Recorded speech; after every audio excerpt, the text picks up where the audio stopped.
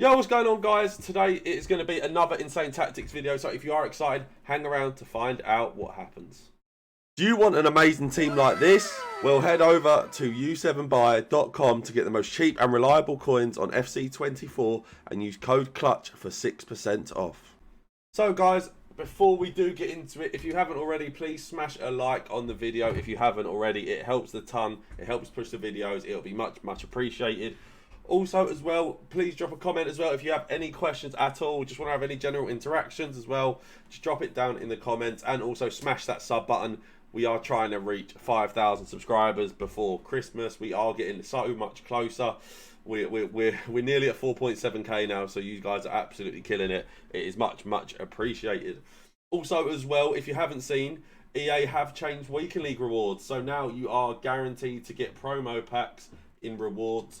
It is a really new cool thing that they've actually done, and if you are interested in getting, okay, apparently it won't let me do that, but if you are interested in having your weekly games played by professionals, visit the link down below, improveyourrank.co.uk, and if you use code CLUTCH, you'll get 10% off, and then you can have people like me, Jamboo, playing your weekly games for you and earning you rank 1 rewards.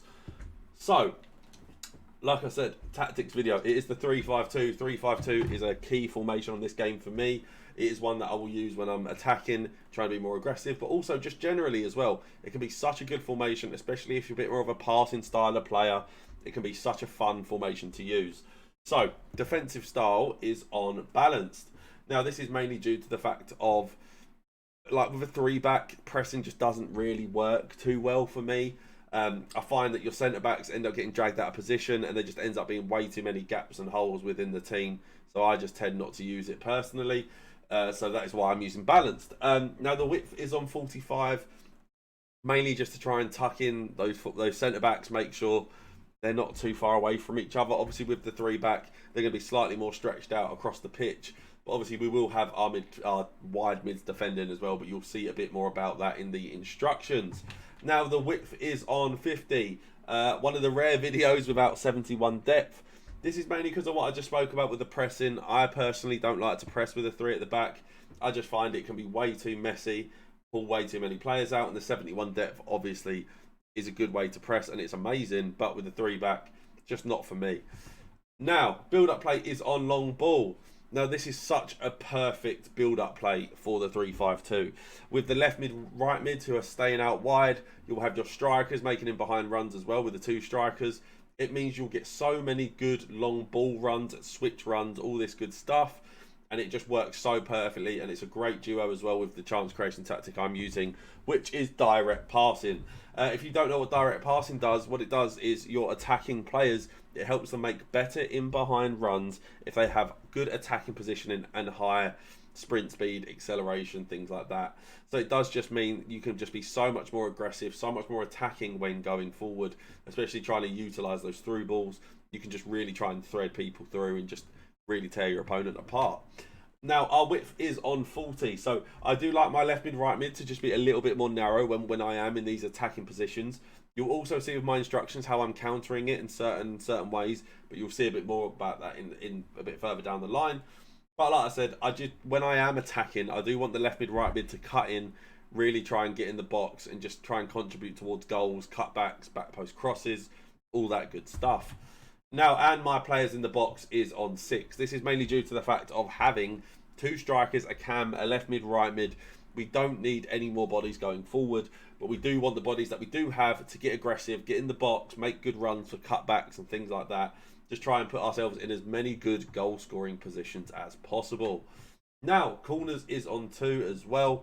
This is mainly due to the fact of not wanting to concede any counter attacks, same with free kicks. But also there is a good set piece play that you can do with 2 corners where you can whip it to the back post and you have an easy run. It's pretty much always there, and you score a lot of corners with it. Now guys, we are going to get into the instructions. This is how I do have my team laid out. Messi is one of the best cams on the game. If you haven't got him, use him. I love Marquisio as well. Very fun to use. So I do have my 2 strikers on stage central, get in behind. Now, this is pretty self-explanatory why I do have them on these. Obviously, I do have them both central because, like I said, we have the left mid, right mids to create the wide options. Also, they are, generally speaking, obviously a left striker, right striker, compared to one central one. So they'll naturally be in a slightly wider position anyway. So we don't really need to try and push them any further out wide. And then, obviously, we do have both of them on getting behind to make those in behind runs for the long ball tactic, for the direct passing as well. Just trying to make as many good attacking runs and try and really break our opponent down. Now, I do have my cam on stay forward, get into the box for cross. Now, one of the reasons I do have him on stay forward is to avoid the bug where your cam and your CDM swap positions. It can be very annoying. You end up basically having an attacker at DM and a defender, like defensive midfielder at cam. Super annoying, and stay forward stops that. Also, it does actually just play really well having him on stay forward. It does mean that he links up very well with the strikers. Also puts him in great key positions to link up the midfield and the wide midfielders as well. And then we do obviously have him on getting to the box across. So if, say, for instance, one of our wide mids is making a cutback, he'll be there. Also as well, he'll make those runs on in behind the strikers. Maybe if they've dropped in to pick the ball up, he'll cover that space and run on to try and be available for an option. Now, I do have both of my CDMs on stay back while attacking cover centre. This is mainly due to the fact of basically I want to just be as defensively secure as possible. I just want to make sure we don't concede any silly goals. Because for me, especially on FC24, defending wins games. Like, it's so easy to score goals, I find personally, and it can be so hard to defend, especially with the lack of AI involvement this year. It just means it can be quite difficult. So for me, I like to just be as defensively secure as I can. Now, I do have my left mid on come back on defence, stay wide, get in behind, get into the box for cross. So I do have my left mid and my right mid on come back on defence because I basically want them to play as wing backs when we are defending. I want them to get back. I want them to basically try and help defend and settle us into a fire back when we are defending, because we do need to make sure those wide areas are covered. We don't want people just running down the wing and just consistently doing cutbacks against us. Now, I do have my chance creation on stay wide. Now, this is mainly due to the fact of when I am building out, I do want them to initially start wider. So when we are first making our way up the pitch, I want them to pick the ball up in wide areas and then make central runs like I spoke about earlier. But just having them on stay wide means you have a lot of good switches on, a lot of good cross-pitch balls and over the top through balls and things like that. It just means that we're a little bit harder to basically press and not have the ball. I do obviously have them both on getting behind as well. This is to make sure that, again, we have as many runners attacking our defence as possible, especially to try and make the most of long ball and direct passing. And then we do have them both on getting to the box for cross as well. Again, to be available for back post crosses, cutbacks, things like that, just to give us as many offensive options as possible. And then we do have all three of our centre-backs on default instructions. And we have our keeper on comes for crosses, sweeper keeper. This is mainly just to make sure we don't concede any silly crosses, and also to just try and be aware of over the top through balls.